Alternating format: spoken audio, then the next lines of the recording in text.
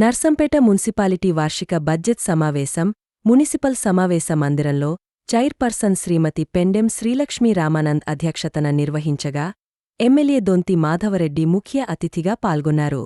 ఈ సందర్భంగా ఎమ్మెల్యే మాట్లాడుతూ ప్రణాళిక ప్రకారం నిధులు కేటాయింపులు చేసి అభివృద్ధికి కృషి చేయాలని అధికారులకు, పాలకవర్గానికి సూచించారు. పరిమితమైన నిధులున్నాయి కాబట్టి పరిమితంగానే ఇక్కడ మనకు పనులు జరిగినాయి. ఈరోజు మీకు 15th ఫైనాన్స్ కానీ, టఫెడ్ కానీ, అర్బన్ డెవలప్మెంట్ అథారిటీ నుంచి వచ్చే నిధులు వస్తేనే మనకి ఇక్కడ అభివృద్ధి ఎక్కువ కనపడుతుంది. మున్సిపల్ శాఖలో ఉండబడే ఆదాయం తక్కువ కాబట్టి మనకు తక్కువనే.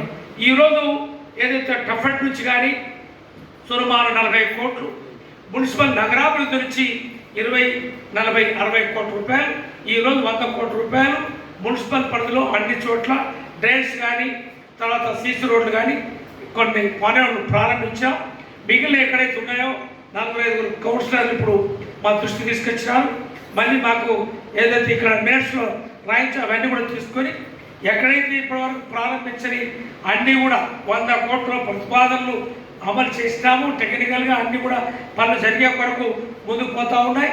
అవి కాకుండా మిగిలిపోయినవి ఉన్నట్టయితే మీరు ఇంకా 5 సంవత్సరాలు ఉంది కాబట్టి మీ యొక్క 5 సంవత్సరాల కాలంలో కాకుండానే ఒక 2 సంవత్సరాల లోపే మీ యొక్క డివిజన్లో ఉండబడే మంచినీళ్ళ సమస్య కానీ, డ్రైన్ సమస్య కానీ, సీసీ రోడ్ల సమస్య కానీ, ఏదైతే సెంటర్స్ ఏర్పాటు చేసి ఏదైతే జంక్షన్స్ ఏర్పాటు చేసే వాడికి తప్పకుండా మీ యొక్క ప్రతిపాదనలు మీరు ఇచ్చినట్టు రౌండ్ చేసుకుంటాం, అవన్నీ కూడా తీసుకుంటాం.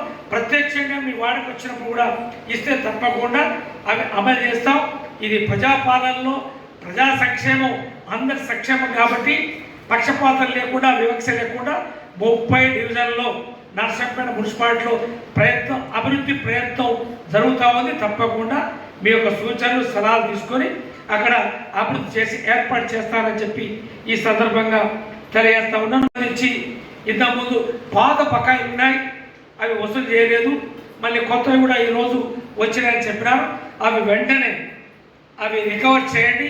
ఏదైతే ఎక్కువ ఈరోజు పాడిన వారికి ఈరోజు వారందరూ కూడా ఆమోదం ఇది అది కూడా రెండు కూడా చెప్తారు కాబట్టి, ఆమోదిస్తారు కాబట్టి ఇక ముందు మున్సిపల్ పరిధిలో ఉండబడే సిబ్బందికి పూర్తి స్థాయిలో అన్ని శాఖల నుంచి ఏదైతే డిపార్ట్మెంట్ వారి ఆ యొక్క విధులకి మీరు కేటాయించాలి.